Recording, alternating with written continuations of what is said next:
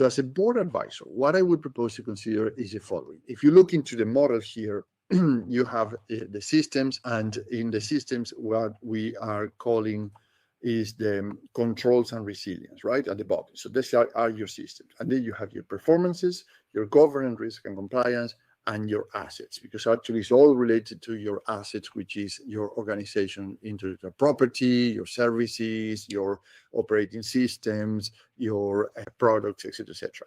Now, through the lens of assets, we look at the model and we see the assets, as I mentioned, asset, governance, risk, and performance. So assets means killing the low value work that drains capacity, right? So you don't want the low value work that actually drains the capacity of your team. So then you have to look into that thing.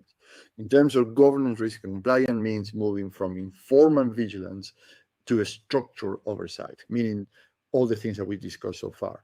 So what are the processes and systems that are in place that doesn't bring everything back and requires all hands on deck? In terms of performance, it means the designing the processes so the delivery does not rely on escalations after escalation after escalation, right? So the teams and the people know what to do, how to do it, and this is part of your documentation, and your documentation and evidence is part of your intellectual property, which in return, it gives you a higher valuation because it's transferable. So the same processes can be transferred not only to the people and execution teams, also can be transferred as the whole organization. And this is a value in the organization to increase the multiples of valuation of your company.